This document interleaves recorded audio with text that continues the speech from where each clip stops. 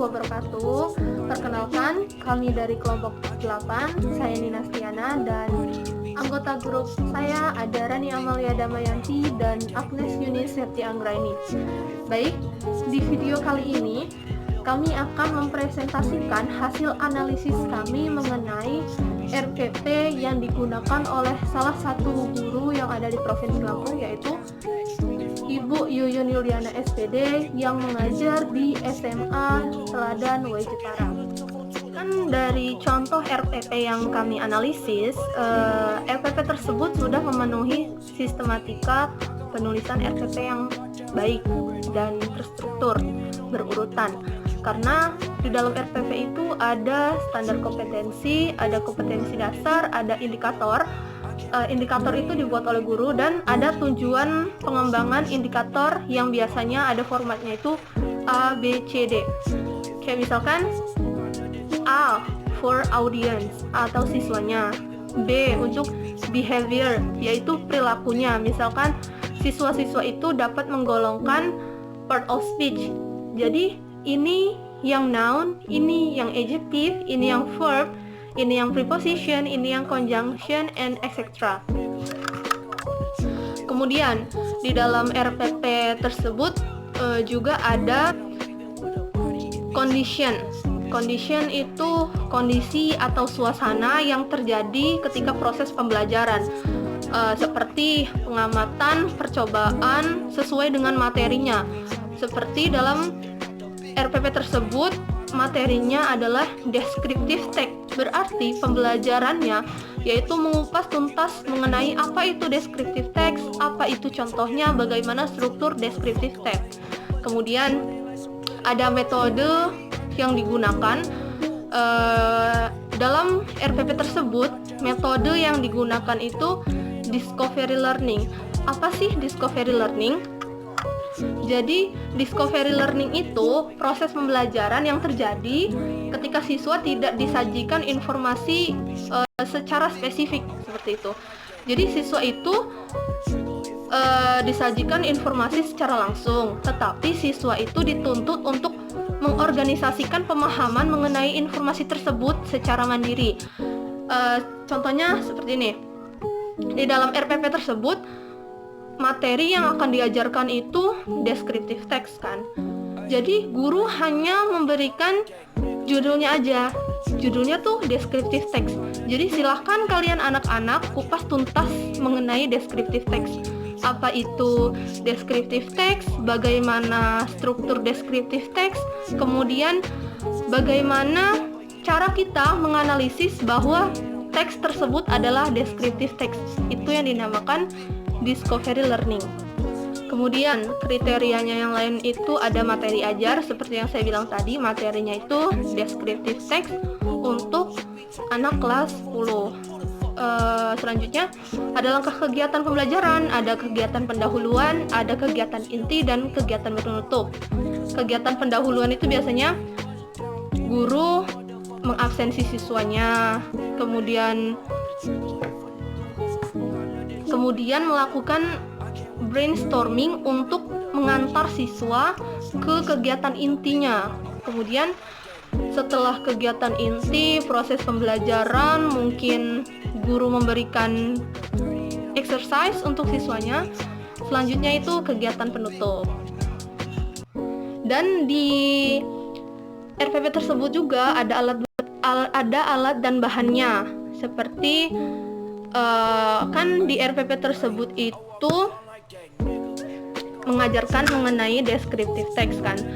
Otomatis guru itu membawakan contoh atau sampel. Contoh simpelnya tuh kayak seperti gambar aja kan. Gambar misalkan hewan gitu kan.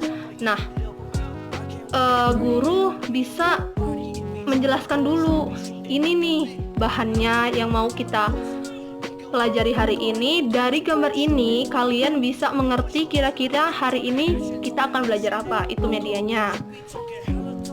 Dan yang selanjutnya itu penilaian. Jadi penilaian itu ada berbagai macam bentuk, terus jenis penilaiannya juga ada, kemudian instrumen penilaiannya ada. Biasanya penilaiannya itu kan biasanya ya di RPP tersebut memberikan soal mengenai materi yang dipelajari hari itu. Kayak di RPP itu kan belajar mengenai descriptive text. Jadi guru memberikan soal mengenai descriptive text. Nah, apakah tujuan pembelajaran yang ada di RPP tersebut sudah sesuai dengan kriteria? Jawabannya sudah, karena tujuan penulisan ini adalah untuk mendeskripsikan best practice penulis dalam menerapkan pembelajaran berorientasi pada high order of thinking skills. Apa sih high order of thinking skill itu? Jadi high order of thinking skill adalah kemampuan berpikir kritis, logis, reflektif, metakognitif, dan berpikir kreatif yang merupakan kemampuan berpikir tingkat tinggi.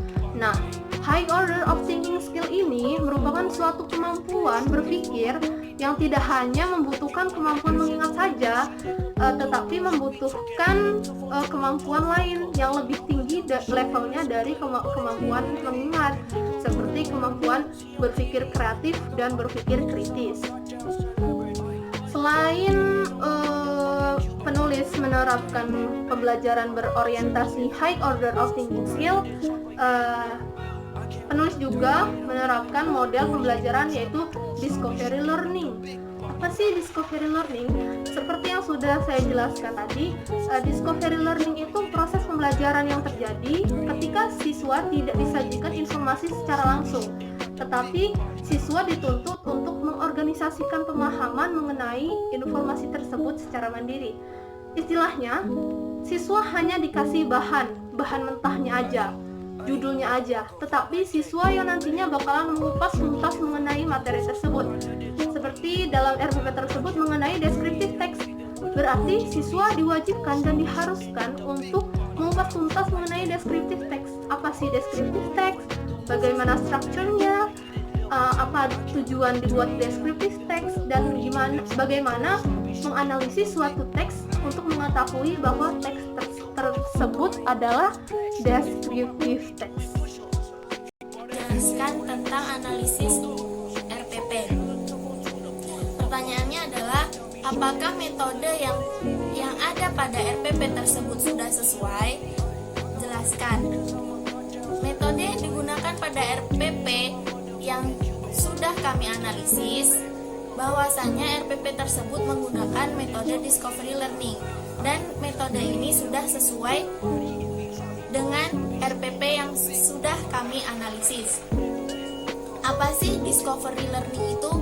Nah, discovery learning itu di mana siswa diwajibkan untuk aktif di dalam kelas, dan RPP tersebut sudah sangat sesuai dikarenakan di dalam RPP-nya telah menyebutkan bahwasanya siswa diminta untuk menyusun teks deskriptif secara lisan dan tulis, pendek dan sederhana. Oke, pertanyaan selanjutnya adalah, apakah kriteria penulisan materi pembelajaran pada RPP tersebut sudah sesuai? Jelaskan. Nah, dari RPP yang telah kami analisis, itu sudah memenuhi kriteria penulisan materi pembelajaran.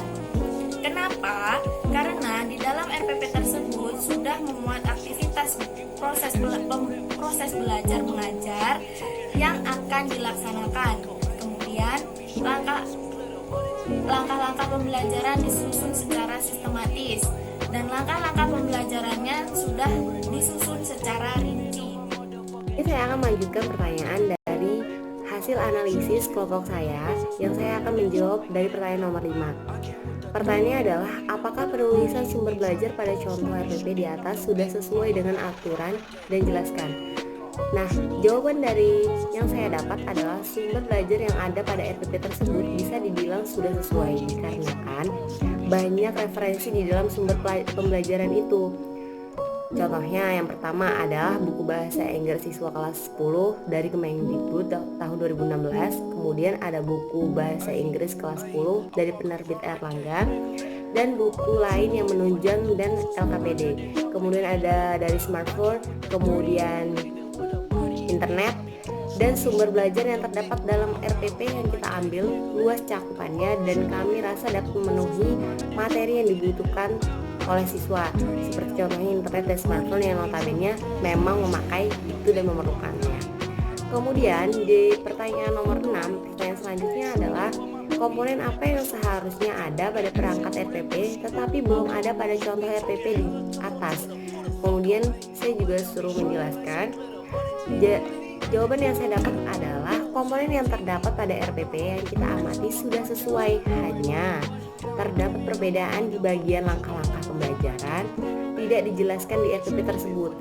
Hanya dilampirkan kegiatan siswa di kelas dan misalnya digantikan dengan materi pembelajaran dilampirkan satu dan keduanya beserta bentuk penilaiannya.